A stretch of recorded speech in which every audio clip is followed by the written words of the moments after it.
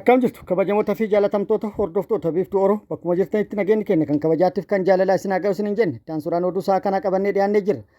Aduma sagantaa kanatti wajji turuudhaan akka itti bohaartan isin affeerree jirra. Itti bohaaraa akkasumas biiftuu Oroon keessan jajjabeeffadha laayikii sheer godhu hin dagatina kallattimaan gara mata duree oduu amma qabadhetti yeroo oduun jalqaba. Ogeeyyiin fayyaa buufataalee fayyaa lamaa fi akkasumas hospitaala magaalaa Moojootti argamanii baatilee afran darban kaffaltiin hojii yeroo sa'aatii dabalata yookaan diyuutii akka hin kaffalaminiif himanii jiru komii dhiyeessanii jiru. Itaan oduu oolmaa Oromiyaatti oduu oolmaa Oromiyaatti lolli Oromiyaa zoonilee hunda keessatti loltoota mootummaatti waraana bilisummaa Oromoo gidduutti deemaa jiru akkuma itti fufetti jira. Waraanni bilisummaa Oromoo har'as bakkoota garaagaraatti haleellaa humnoota mootummaa irratti raawwatee miidhaa guddaa dhaqqabsiisuun hedduu hojiin ala taasisuun injifannoo argadhe jedhee jira. Humnoonni mootummaan maqaa opereeshinii waraana bilisummaa Oromoo balleessuu jedhuun guutuu Oromiyaa keessatti bobbaase Oromiyaan ala ce'uudhaan naannoo Beenishaangul Gumuuzitti Oromoota jiraatan irratti aanaalee garaagaraatti tarkaanfii fudhataniin qabeenyaa fi lubbuu namallee galaafatu miidhaa guddaa dhaqqabsiisuu jiraattonni OMN'if gabaasanii jiru. Guutuu odeeffannoo kanaa qabadhee jira. Oduu biyya alaatiin Sooriyaatti lolli torbaan tokko oliif gaggeeffamaa ture waliigaltee dhukaasa dhaabuutiin har'a dhaabbatee jira. Dabalata odeeffannoo kanallee qabadhee jira. Odeeffannoo kanneenii fi kan biroo wajjin isin wajjin kan turu ani Bariisoo Ganamooti guutuun oduu wal duraa duuban akka itti aanu kanatti isiniif dhiyaatu. Hanga dhuma sagantaa kanaatti wajjin turuudhaan itti bohaaraa jedhamtanii jirtu affeeramtanii jirtu.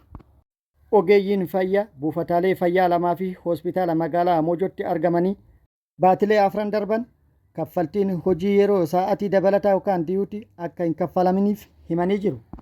Ogeeyyiin fayyaa kunneen komii isaanii maddeen odeeffannoo garaagaraatiif kan himan yoo ta'u buufata fayyaa Moojoo, buufata fayyaa Haacaaltuu Guddinaa akkasumas hospitaala sadarkaa jalqabaa Moojootti ogeeyyiin hojjetan kaffaltii hojii yeroo dabalataa kan ji'oota afurii otoo hin argatin akka turan himanii jiru.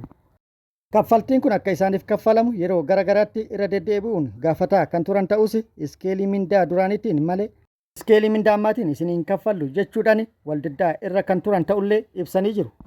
Kanarraa kan ka'e kaffaltiin nuuf kaffalamuu qabu osoo nuuf hin kaffalamin hafuudhaan rakkoo keessa jirra jechuudhaan yaada isaanii ibsanii jiru.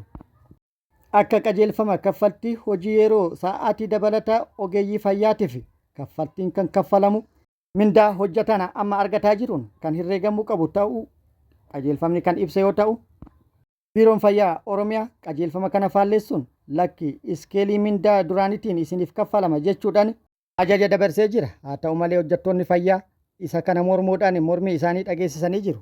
Haala kanaan abdii kutachuun rakkoo keessa gallee jirra kan jedhan rakkoon bulchiinsa gaarii kun gara tajaajila fayyaa hubuutti otoo hin ceene yookaan hin deemne mootummaan furmaata akka kaa'uu qabus gaafatanii jiru.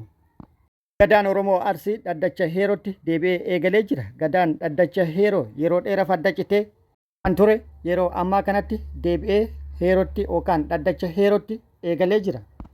Haaluma kanaan yaa'iin gadaa Arsii dhaddacha Heerootti taa'amee jira. Dhaddacha Heerootti yaa'ii taa'ameen murteewwan gurguddoo 6 lallabee jira.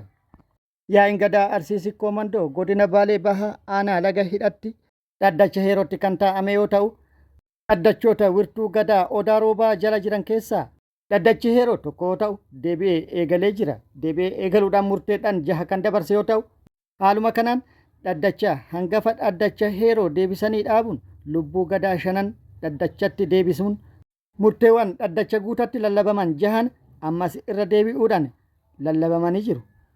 Murteewwan gurguddoon 6 lallabaman tokkoffaa dhaddachi Heeroo deebi'ee eegaluu akkasumas dhaddacha Arsii Sikkoo Mandoo diidamman deebisuu lammaffaa fuudhaa fi heeruma ilaalchise gabbarri hafuu akka qabuu fi akkasumas kanneen biroos ilaalamanii jiru. Sadaffaa safuu fi safeeffannaa aadaa fi duudhaa ofii ganamaatti deebi'amuu akka qabus lallabamee jira. Afraffaa nagaa ilaalchisee nagaaf dursa kennuudhaan nageenyi eegamuu akka qabu lallabanii jiru. Shanaffaa godaansa seeraan alaa ilaalchisee dargaggoonni hedduun karaa seeraan alaatiin faddaaltotaan gowwoomanii biyyaa bahaa jiraachuu fi rakkoo garaagaraatiif saaxilamaa waan jiraniif kun hafuu akka qabus lallabanii jiru. Ja'affaa qabeenya uumamaa ilaalchisee qabeenyi uumamaa kunuunfamuu akka qabu biqiltuun dhaabbatuu akka qabuu fi akkasumas qabeenyi uumamaa biroollee kabajamuu akka qabu lallabamee jira. Oduun itti aanu oduu oolmaa Oromiyaati. Oduu oolmaa Oromiyaatti lolli loltoota mootummaatti waraana bilisummaa Oromoo gidduutti Oromiyaa zoonilee hunda keessatti gaggeeffamaa jiru akkuma itti fufetti jira. Waraanni bilisummaa Oromoo har'as bakkoota garaagaraatti humnoota mootummaa irratti haleellaa raawwatu miidhaa dhaqqabsiisee hedduu hojiin ala taasisuun meeshaalee waraanaa hedduu sirraa hiikkatuun injifannoo argadhe jedhee jira. Haaluma kanaan lixa Oromiyaa godina Iluu Abbaa Booraa aanaa Daarimutti haleellaa humnoota mootummaa irratti guyyaa kaleessa raawwateen miidhaa guddaa dhaqqabsiisuun injifannoo argadhe jedhee jira. Amajjii 11/2026 guyyaa kaleessaa jechuudha. Aanaa Daarimuu ganda Odaatti guyyaa sa'a 5 irraa jalqabee lola hanga sa'a 9tti tureen loltoota mootummaa hedduu addunyaa kanarraa godaansee hedduu madeessuun kan booji illee hedduu ta'uu waraanni bilisummaa Oromoo beeksisee jira. Meeshaalee waraanaa hedduu irraa hiikkadhe jedhee jira. Akkasumas waraanni bilisummaa Oromoo zoonii kibba baha Oromiyaa Arsii baha aanaa Muneessatti guyyaa kaleessaa halkan humnoota mootummaa irratti haleellaa raawwateen miidhaa dhaqqabsiisuun injifannoo argadhe jedhee jira. Guyyaa kaleessaa halkan jechuun amajjii 11/2020 jechuudha. Aanaa Muneessaa magaalaa Qancaree ganda duwwaa tokkotti kan argamu mooraa waraana mootummaatitti yookaan buufata humnoota mootummaatitti seenuudhaan haleellaa raawwateen humnoota mootummaa hedduu hojiin ala taasise jedhee jira. Haleellaa buufata humnoota mootummaa irratti raawwate kanaan hedduu addunyaa kanarraa godaansisu hedduu madeessuun meeshaalee hedduus irraa hiikkatuun yookaan booji'uun injifannoo argatu waraanni bilisummaa Oromoo beeksisee jira.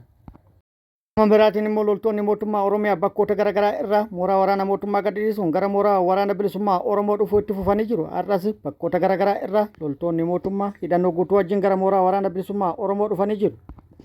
Loltoota mootummaa irra gara mooraa waraana bilisummaa Oromoo dhufan keessaa kunniin kan viidiyoo irratti argaman kun jechuudha. Muraasa yoo ta'an isaan kunniin waraana bilisummaa Oromootiin simatamuun simannaan ho'aan taasifameefii jira jedhamee jira. Gama mootummaatiin immoo maqaa opereeshiniitiin yookaan opereeshinii waraana bilisummaa Oromoo balleessuutiin humnoonni mootummaan bobbaase naannoo Oromiyaa bira dabruudhaan naannolee birootittis ce'uudhaan bakkoota uummanni Oromoo itti jiraatanitti haleellaa raawwataa jiraachuu fi qabeenya mancaasaa jiraachuulleen beekamee jira. Haaluma kanaan naannoo Beenishaangul Gumuz aanota garaagaraa keessatti humnoonni mootummaa uummata Oromoo naannoo Beenishaangul Gumuz keessa jiraatu irratti haleellaa raawwatuun gabaafamee jira. Haleellaa kanas kan raawwatan waraana bilisummaa Oromoo deeggartan akkasumas hariiroo waraana bilisummaa Oromoo waliin qabdan waraana bilisummaa Oromoo gargaartan jechuudhaan kan irratti raawwate yoo ta'u lubbuu namallee galaafatuu fi manneen uummataa hedduu mancaasan yookaan gubanii qabeenya hedduus mancaasuun gabaafamee jira. Jiraattonni himanii jiru.